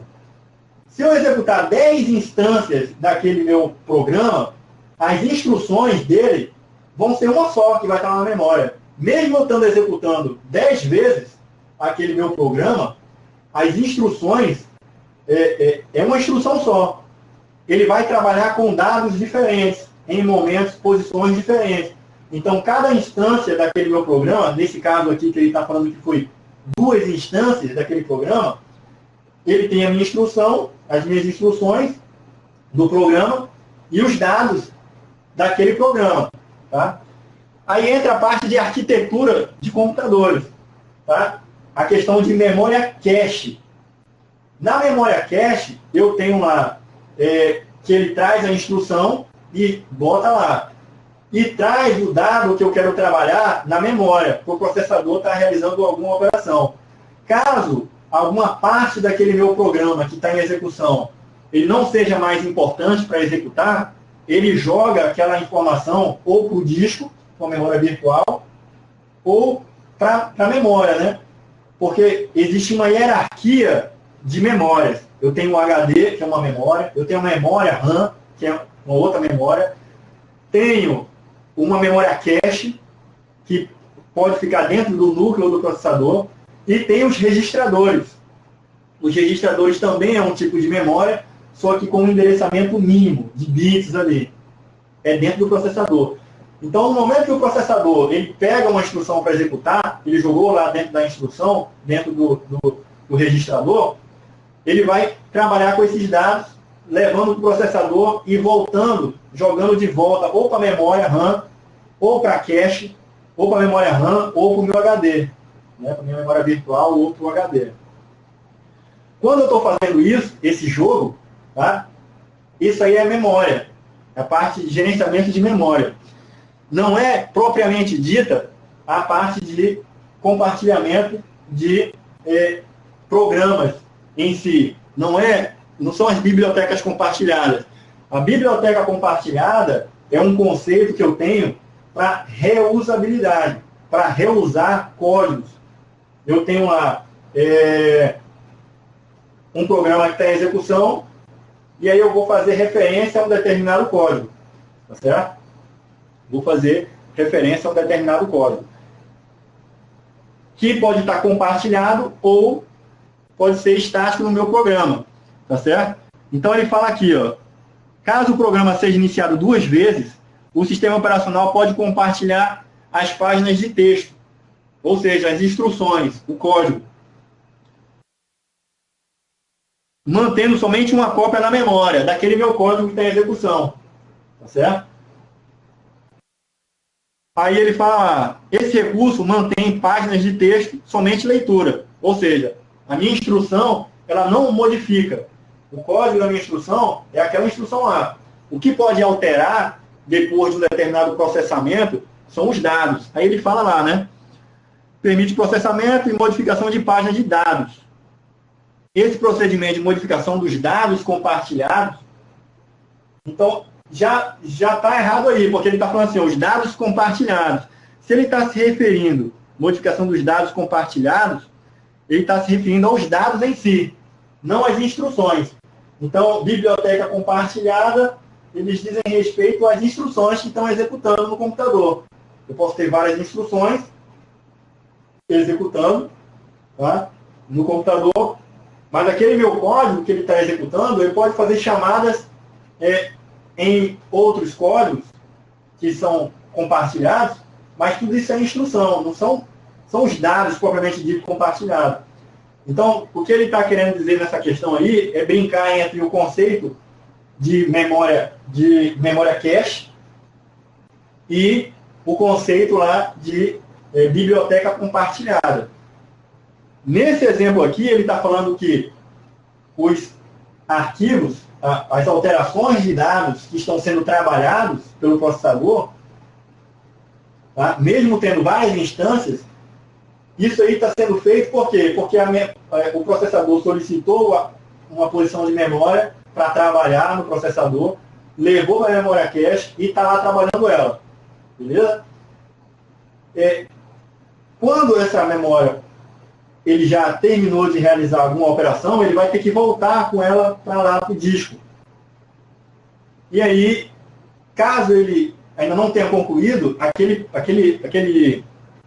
dado ele pode ser ainda modificado, mas na memória. Tá? Ou na memória cache, ou na memória, ou nos registradores. Tá? Isso aí diz respeito à memória cache, e não à biblioteca compartilhada. Pessoal, não sei se eu consegui ser claro, tá? Se alguém não entendeu, por favor, eu vou tentar explicar de uma outra forma, tá? Porque esse assunto, ele fica mais casado quando a gente entende ali o conceito de memória cache, né? E trazer o dado para ser processado no processador.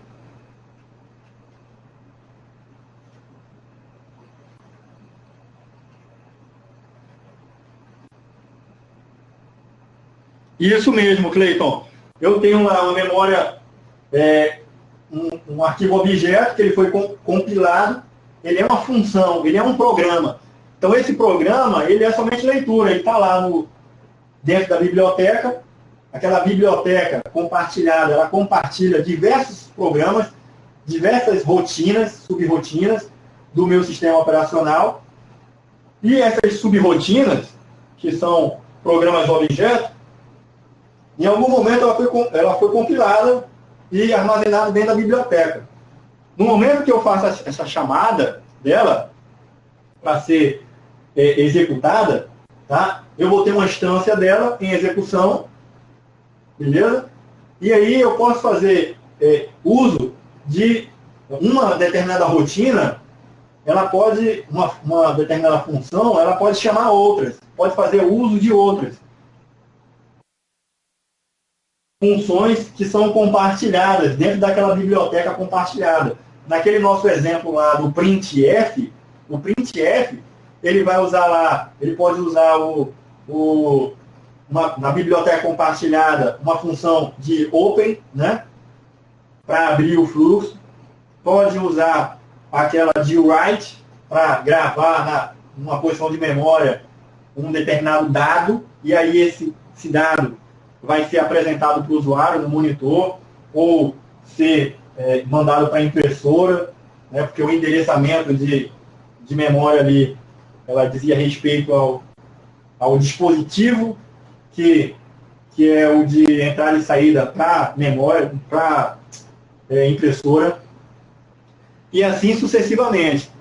Então, a tua pergunta aí, se é somente leitura, ela é somente leitura, e fica lá no espaço do usuário para executar. Então, se eu abro mais de uma biblioteca lá, aquela instrução que está em execução, que diz respeito a um ou mais programas, está lá na memória.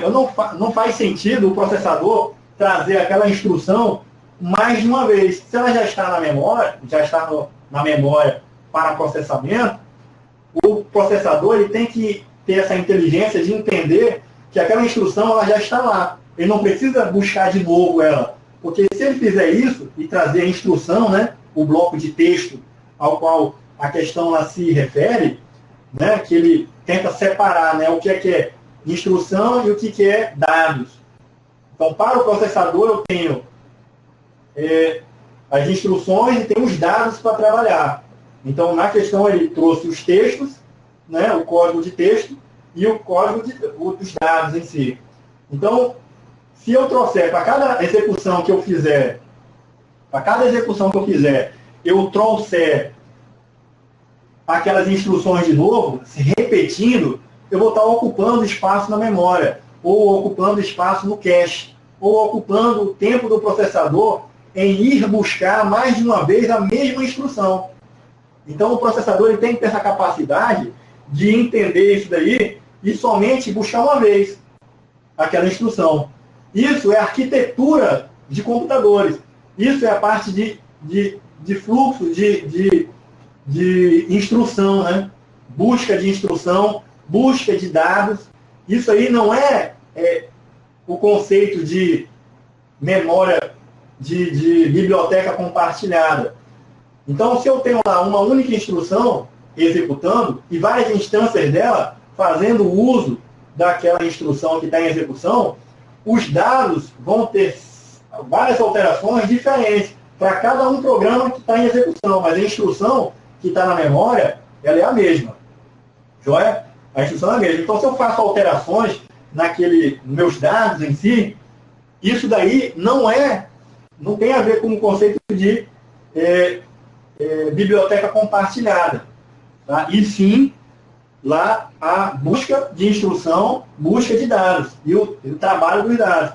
A gente em arquitetura tem conceitos lá de localização espacial e temporal. Então, eu tenho uma instrução, todas as instruções que são executadas na máquina, o processador tenta manter lá no processador aquelas instruções que estão sendo executadas corriqueiramente. Por quê? Porque ele trouxe uma instrução para ser executada. Caso ele retorne, tire do processador aquela instrução, tire da memória aquela instrução, provavelmente, em um curto espaço de tempo, outro comando vai usar aquela mesma instrução. Aquele programa que está em execução, aquele mesmo programa ou outra instância dele, pode utilizar aquela mesma instrução. Aí ele vai ter que ter todo o trabalho de ir lá, buscar de novo essa instrução. Então isso vai gerar um gargalo, uma sobrecarga desnecessária. Então ele tenta manter lá na memória, uma vez que ele trouxe aquela instrução, ele tenta manter ela lá. Porque existe o conceito de temporalidade. Aliás, de temporalidade. Em um curto espaço de tempo, aquela instrução pode ser usada de novo. Então, como entram diversas instruções para serem executadas, ele pode chegar e eleger aquela instrução para ser removida lá da memória, ou da cache. E tem a questão da localidade espacial também. Isso aí é arquitetura de computadores, pessoal. O que é a localidade espacial? Eu tenho lá um determinado dado, tá? E ele está sendo trabalhado no computador. Muito provavelmente, aquela instrução, aquele programa, ele vai fazer uso de instruções ou de dados que estejam próximos um do outro. Vou dizer um exemplo. Eu vou executar um programa agora, aí ele vai lá na memória, vai lá no HD e traz o código daquele programa para ser executado. Vai trazer o código.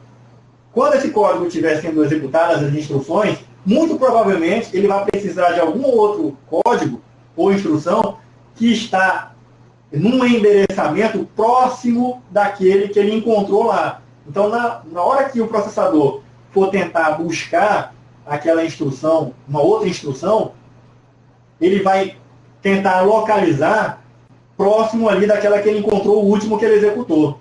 Por quê? É muito provável que ele encontre ali próximo. Então, a biblioteca que foi compilada ali com determinadas instruções, muito provavelmente ele vai encontrar muito próximo ali. Então, isso facilita e agiliza o processamento. Isso é localidade espacial. Para dados é a mesma coisa. O processador, quando ele traz um dado para trabalhar e operacionalizar ele, quando ele retorna o dado, muito provavelmente se a instrução que está em execução requerer um outro dado, na hora de pesquisar aquele dado lá no disco, ele vai tentar localizar o que está próximo daquele que ele gravou lá, ou que ele está trabalhando já. Isso é a localidade espacial. Então, quando ele brinca com esse conceito aqui da nossa biblioteca compartilhada, se a gente souber esse conceito de localidade espacial, localidade temporal, aí entra a questão do pipeline, as fases da instrução, né, de busca de instrução, de busca de dados para execução, né, e os níveis em que essas instruções elas são armazenadas, tá, na memória cache ou nos registradores, isso aí completa o nosso entendimento. E lendo essa questão, aí a gente passa a entender que ele não está falando de memória compartilhada, ele está falando justamente disso, desse conceito de busca, né, da instrução, realizar a busca da instrução, a busca do dado para a memória, para trabalhar uma única instrução que foi chamada por vários programas, que é a mesma instrução, que ele não vai retirar ela lá porque ela está constantemente sendo executada, para ele é legal manter ela lá, só que vão ter dados distintos, porque os programas que estão em execução, aquela instância, ou de programa diferente, que utiliza aquela mesma biblioteca, ou então o mesmo programa usando a mesma rotina, ela vai manter lá, porque em fases distintas aqueles programas estão executando, em instâncias de momentos diferentes daquela execução daquele programa, vão trazer dados diferentes. E aqueles dados vão ser processados por aquelas instruções, por aquela mesma instrução. Tá? Pode ser um write, por exemplo, a biblioteca write. A biblioteca write, ou a open, ela vai estar lá na memória. Se ela tiver uma recorrência de execução, para que eu vou tirar ela da memória? Né? Eu vou deixar ela lá, próximo do processador, que o processador vai pegar aquela instrução direto para poder repetir aquelas mesmas instruções. Só que ele vai repetir aquelas mesmas instruções em endereços diferentes na memória. Uma hora ele vai gravar uma posição de memória que vai jogar o dado para o monitor, outra hora ele vai jogar aquela instrução de volta numa posição de memória lá que ele vai mandar para a placa de rede, ou vai mandar para a impressora, vai mandar para o mouse. Então, aquela instrução básica ali da biblioteca, o write, o open, read, né, fork, todas essas são instruções que são recorrentes. Então, ele vai manter lá na memória. O que vai mudar são os dados, né, e os endereçamentos.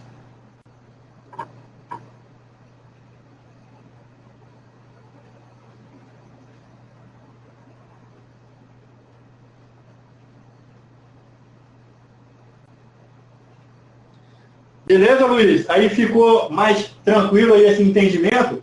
Então, pessoal, arquitetura de computadores.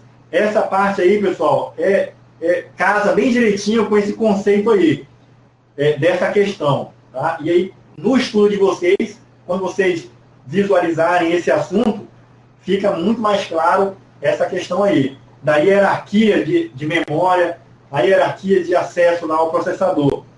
Tá? Pessoal, aí tinha esse exercício para fazer, para reforçar esses assuntos. Tá joia? E aí a gente conclui por aqui essa parte de bibliotecas compartilhadas. Esse é um tópico muito importante, tá? Desse capítulo 3 nosso, que diz respeito à interface com o usuário. A interface que o usuário tem de acessar o GNU, sistema operacional. Então, todas as fases a gente viu, desde o ambiente gráfico ou do Shell, acessando bibliotecas, e essas bibliotecas acessando as chamadas de sistemas. Essas chamadas de sistemas operacionalizando o acesso ao hardware. Então, se vocês forem ver e aprofundar leituras sobre esses assuntos, fica mais claro o entendimento. Né? Essa é que é a ideia. Eu espero poder ter transmitido essas informações para vocês. Eu percebi que teve hora que deu uma engatada ali no meu raciocínio, mas eu espero que vocês tenham tido a compreensão. Voltem lá no material, deem uma relida ali, tentem, né, raciocinar ali aqueles conceitos, e a gente vai ver que é tudo tranquilo, não tem nem bicho de sete cabeças não.